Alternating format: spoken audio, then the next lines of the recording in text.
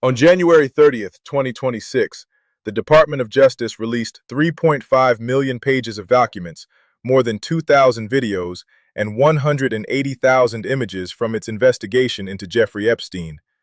It is the largest disclosure in the history of the case. The files include FBI interview records from victims, emails between Epstein and some of the most powerful people in the world, photographs from his properties, and investigative materials surrounding his death. Deputy Attorney General Todd Blanche called it the end of a comprehensive document review process. But survivors and members of Congress say critical information is still being withheld. What is actually in these files? Who is mentioned? And what does it mean for the powerful figures whose names appear throughout? To understand what was released, you need to understand what came before. Jeffrey Epstein was a financier who cultivated relationships with politicians, business leaders, scientists, and celebrities over several decades. He owned properties in Manhattan, Palm Beach, New Mexico, Paris, and on a private island in the U.S. Virgin Islands called Little St. James.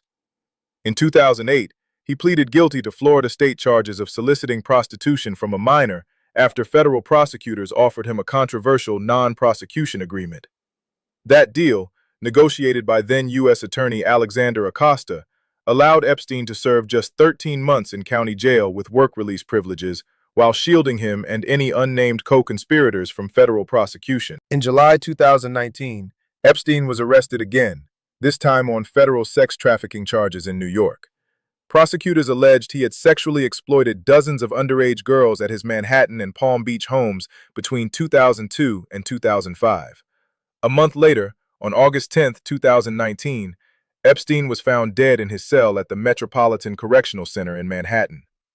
The medical examiner ruled his death a suicide by hanging. The circumstances immediately sparked conspiracy theories that persist to this day. Ghislaine Maxwell, Epstein's longtime associate and alleged co-conspirator, was arrested in July 2020 and convicted in December 2021 on charges including sex trafficking of minors. She is currently serving a 20-year prison sentence while maintaining her innocence. Throughout the criminal proceedings against Epstein and Maxwell, various documents were released through civil litigation, congressional investigations, and court proceedings. These included flight logs from Epstein's private jets, address books containing thousands of names, and testimony from survivors. But the full scope of what federal investigators had gathered remained hidden. During the 2024 presidential campaign, Donald Trump promised to declassify the Epstein files if elected. In February 2025, Attorney General Pam Bondi announced that an Epstein client list was sitting on her desk waiting to be released. But the binders she circulated to supporters contained no such list and included only information that had already been made public. The push for real transparency came from an unexpected source. Representative Marjorie Taylor Greene, once one of Trump's most devoted allies, met privately with Epstein survivors in September 2025. What they told her changed her position entirely. She became one of only 4 Republicans to sign a discharge petition forcing a House vote on the Epstein Files Transparency Act, a bill requiring the Justice Department to release all unclassified records from its Epstein investigation. Trump initially opposed the bill, calling it a Democratic hoax. According to Greene, the president told her directly that his friends would get hurt if the files were released. Trump called Greene a traitor and withdrew his endorsement. She resigned from Congress effective January 5, 2026, but the political pressure proved overwhelming. On November 18, 2025, the House passed the Epstein Files Transparency Act by a vote of 427 to 1. The Senate approved it unanimously the same day. Trump, facing certain veto override, signed the bill on November 19th. The law required the Justice Department to release all files within 30 days. That deadline was December 19, 2025. The DOJ missed it. By early January 2026, less than 1% of the files had been released. The documents that did emerge were heavily redacted, with hundreds of pages entirely blacked out. Bipartisan criticism intensified. Then came January 30th. Deputy Attorney General Todd Blanche announced the release at a press conference. His appearance was notable. Before joining the Justice Department, Blanche had served as Trump's personal defense attorney, representing him in multiple criminal cases. Now he was overseeing the release of files that mentioned Trump repeatedly. Blanche said the DOJ had identified approximately 6 million pages of potentially responsive documents. Of those, about 3.5 million pages were being released. The remaining materials were withheld for various reasons, including the presence of child sexual abuse material, victim privacy protections, information related to ongoing cases, and legal privileges. The release drew from 5 primary sources: the Florida and New York cases against Epstein, the New York case against Maxwell, investigations into Epstein's death, an investigation of a former Epstein butler, and multiple FBI probes. Blanche was emphatic on several points. He said the White House had no oversight over what was released. He said notable individuals and politicians were not redacted, and he directly addressed what has become the central question surrounding the Epstein case. There is this built-in assumption that somehow there is this hidden tranche of information of men that we know about, that we are covering up, or that we are choosing not to prosecute, Blanche said. That is not the case. He added that if evidence existed of others who had abused victims, the DOJ would pursue charges. But he insisted no such evidence had been found in the files. Survivors and their advocates immediately disputed this characterization. What is actually in the files?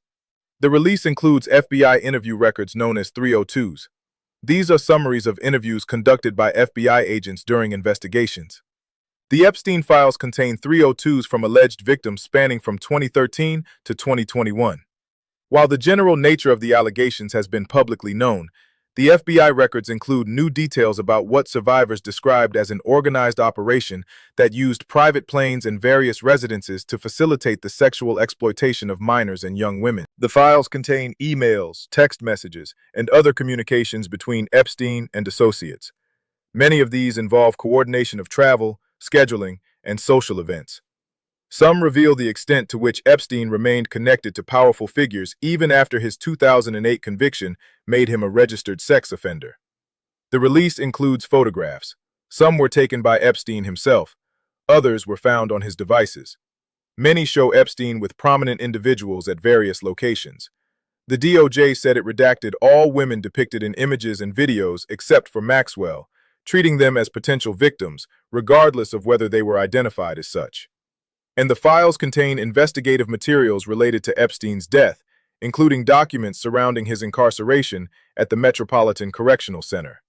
The names that appear throughout the files read like a roster of global power. President Trump is mentioned thousands of times across the documents. The files include previously released flight logs showing Trump flew on Epstein's private jet at least 8 times in the mid-1990s, before the two had a falling out. Photographs show Trump with Epstein at various events. Emails show Epstein associates discussing Trump and his activities. The DOJ noted that some documents contain what it called untrue and sensationalist claims about Trump that were submitted to the FBI before the 2020 election. The department said these claims are unfounded and false. Trump has not been accused of wrongdoing in connection with Epstein's crimes and has said he had no knowledge that Epstein was abusing underage girls. Former President Bill Clinton appears extensively. In a 2016 deposition, Epstein was asked several questions about Clinton and invoked his Fifth Amendment right against self-incrimination to each one. An October 2009 email to Epstein from a New York publicist mentioned that she had just left Ghislaine Maxwell's house, where Bill Clinton and Jeff Bezos were there for an after-party.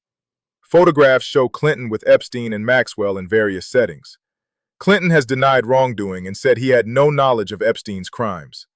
The House Oversight Committee voted on January 21, 2026, to send a contempt of Congress matter to the full House after Bill and Hillary Clinton did not comply with a subpoena related to the investigation. The files reveal extensive communications between Epstein and Elon Musk spanning several years. In a November 2012 email, Epstein asked Musk how many people he would bring for a helicopter ride to his island. Musk responded that it would probably just be himself and Tallulah, referring to his wife at the time, actress Tallulah Riley. Then Musk asked what day or night would be the wildest party on your island. On Christmas Day 2012, Musk sent another message asking about parties, writing that he had been working to the edge of sanity that year and really wanted to hit the party scene.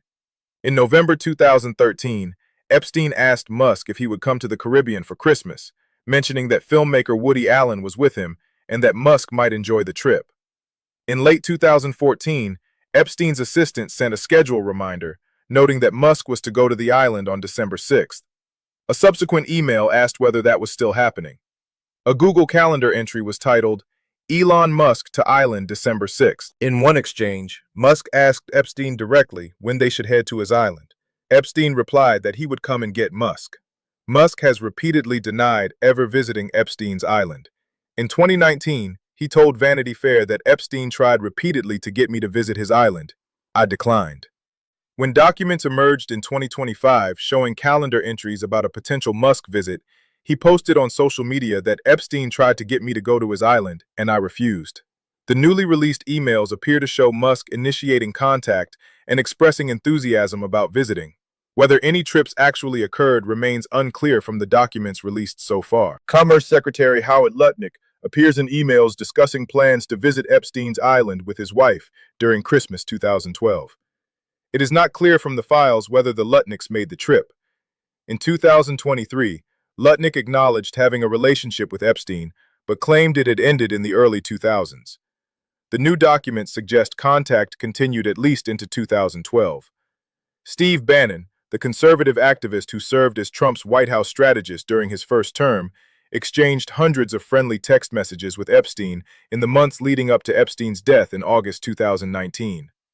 The messages show the two bantering about politics, discussing get-togethers over meals, and coordinating travel. In one March 2019 exchange, Bannon asked Epstein if it was possible to get your plane here to collect me, referring to a pickup in Rome.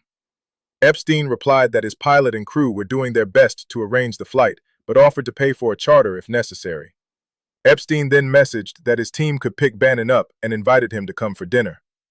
Catherine Rumler, who served as White House counsel under President Obama and associate White House counsel under Clinton, appears throughout the files as having a close relationship with Epstein.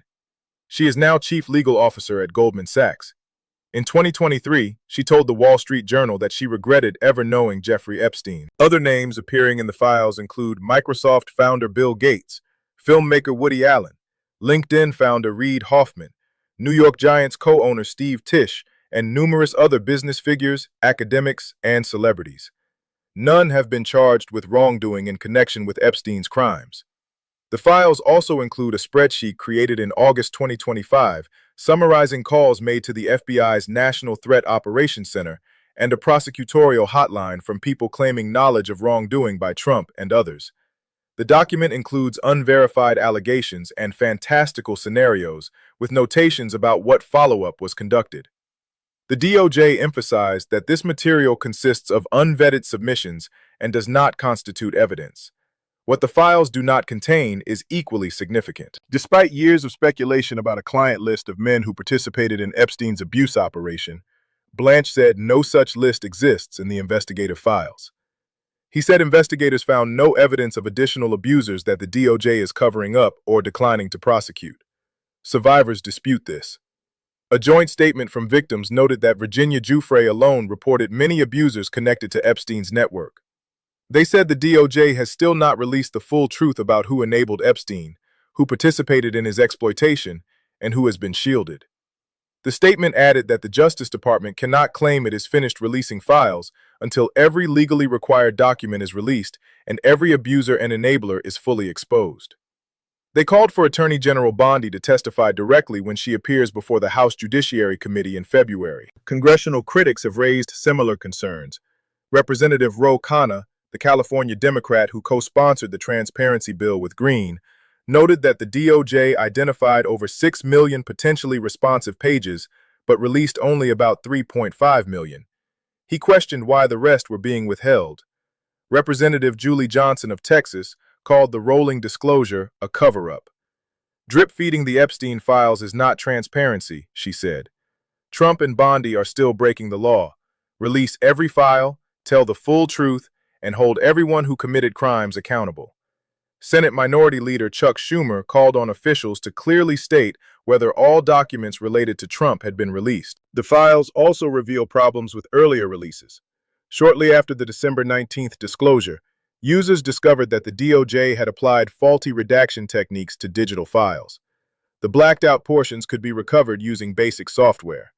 What emerged from beneath those failed redactions reportedly included significant findings about members and techniques of Epstein's trafficking ring, not merely victim-identifying information as the law permitted. 16 files also disappeared from the public website without explanation, less than a day after the December release. A January 2026 CNN poll found that 49% of Americans are dissatisfied with how much of the Epstein files the federal government has released so far. Only 6% said they were satisfied. A December 2025 Reuters poll found that just 23% approved of Trump's handling of the Epstein case. What happens next? The DOJ says its obligations under the Epstein Files Transparency Act are now fulfilled. Blanche said Friday's release marks the end of the process. A report to Congress will follow, after which the department considers itself in full compliance. Survivors and members of Congress disagree. They are demanding prosecution memos, the full FBI interview records, and documents from Epstein's computers that they say have not been released. Attorney General Bondi is scheduled to testify before the House Judiciary Committee on February 11th. The House Oversight Committee continues its investigation. The broader question is whether anyone will face accountability. Maxwell is the only person convicted in connection with Epstein's operation. Epstein himself died before trial. The powerful men who appear throughout these files, the ones who flew on his planes, visited his properties, exchanged friendly messages while he was a registered sex offender, remain uncharged.